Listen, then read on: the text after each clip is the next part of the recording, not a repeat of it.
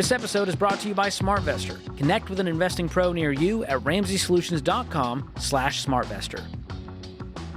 Steve is with us in Greensboro, North Carolina. Hi, Steve. Welcome to the show. Thank you, Dave. Thank you for taking my call. Sure. I am 78 years old, retired, divorced, and have no debt. I have $300,000 in a Roth IRA, all in mutual funds, $100,000 in a traditional IRA, all in mutual funds, $1.2 million in an inherited IRA in individual stocks, $3.7 million in a brokerage account in individual stocks, about $100,000 in cash, giving me a net worth of about $5.4 million. Way to go. My issue today is that in that brokerage, the taxable brokerage account, I have stock in one company with a value of $1.8 million, which represents 34% of my net worth. It's continuing to grow, and the outlook is good. My tax basis on that stock is $58,000, which means it's basically all subject to capital gains, and I absolutely hate paying capital gains tax. I don't blame you. What would you do? Wow. Did you inherit any of this? You said an inherited IRA was 1.2. You have the rest of it other than that? No, I inherited $250,000 in cash, put it in stocks. I've taken $450 in RMDs, and it's still worth 1.2. Yeah. Wow.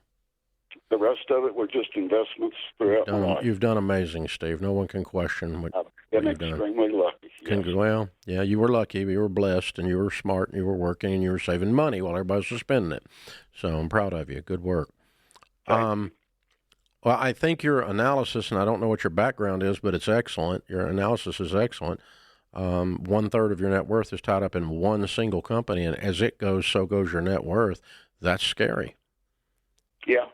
That's standing on one leg and somebody's kicking at your knee. I can add that I had some of that same stock in my inherited RA, about $500,000, and sold that because of the percentage getting up. But everything is in my taxable now. So here's the thing: you're going to trade some taxes for some safety. Diversification equals safety, or you're going to take the risk. Yeah. Because you don't want to pay the taxes. It's a simple formula. Yeah, I mean, there's no way around it. You're going to pay the taxes if you liquidate this, because there's nothing. It's not in any kind of a protected account. There's nothing you can do a roll on it. There's nothing like that. You just are just going to take the hit. I would not do I would not do enough where the taxes activate me above 15. Dadgum, your income may already be over $400K, though, is it? No, it's actually not. My taxable income this year is basically going to be RMD from that, and I'm expecting about $160,000 taxable income this year. Okay, all right. Well, if I remember correctly, and I'm trying to pull up a cheat sheet because I don't have it. The max on the capital gains is 400 or somewhere right around there. If they hadn't moved it up, it was 400 before you get kicked. Have you looked that up yet? I plugged in, just arbitrarily, about $600,000 capital gain in that, and it came out to about 25% federal and state tax I would pay. Okay. Because if you go above 400, it goes from 15 to 20 on federal.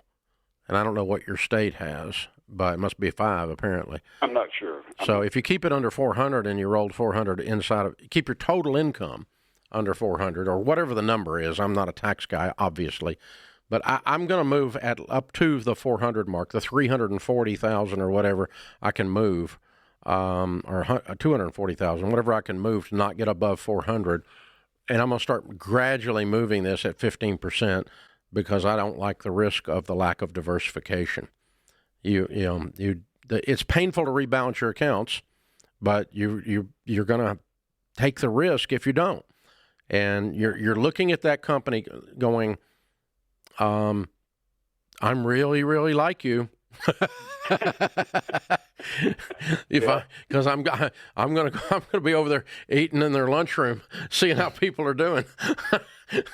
I've heard you ask before if someone would, if their life would change, if maybe they lost a certain amount of money or whatever. Yeah. And if you lost 1.8 million, you would feel that. Yeah. So I don't think you're going to lose it all. I just could go in half. Yeah. Well, Steve, I just get itchy because I grew up in Houston when Enron went away, and I had friends and family that worked at Enron, and that just makes me nervous. Or just thinking about what Tesla was a year ago versus what it is right now. Everyone can.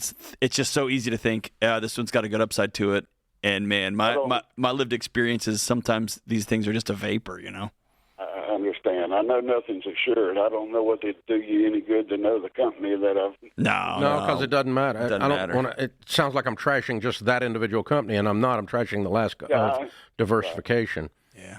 Yeah. Phew. Okay. Yeah, I'm going to start systematically moving out of this. I'm not going to panic and pay the over 20%. See, are you married filing jointly or you said single, didn't you? Single. Divorced single. Okay, I just pulled it up while we were talking because I didn't know. It's up to $566,000 now. Okay, that you can move. And so if you've got 160, that leaves you 400 that you could move a year and still not be except at 15%. Yeah. Because you got a $58,000 basis, so it's pure gain basically. Right. So yeah, I'm gonna start moving about $400,000 a year over and paying the 15%, and the 15% is not just tax; it's the cost of safety due to diversification versus lack of diversification, and that's the way I'm going to look at it. I don't want to be that deep into one company, and so good question though. Wow, congratulations still. I mean, you've done a lot of obviously very smart things, and at 78, you're calling to ask that question. That's a pretty technical, ticky-tacky question, and it shows you really know what the flip you're doing. Congratulations. Very neat. Very neat. That also shows to all the 26-year-old, George calls them the Instagram bros, it's just dedicated time. It's just time. Small amount over time. Yeah. Bought that at $56K, and it's at $1.8 million. That is just getting in early and just set it and forget it. Just go slow. Yeah, I mean, there's not I can't think of a publicly traded company that's a household name. Well, I don't know when he bought it at 58. That's the other thing. It would give you that in a short period of time. Right. It's not going to go to 1.8 in a short period of time. I know there's not one on the big board. On the New York Stock Exchange, there's not one that in a short period of time. I had a friend who worked at NVIDIA the day of or something. Yeah. I don't know if you could get in on that one. Your wife was in Congress or something. There you go. That'd be helpful. But, that kind of stuff. But, that's the only way you're going to. I don't know of a stock that's done that. I don't buy single stocks, folks, and the lack of diversification is one of the reasons.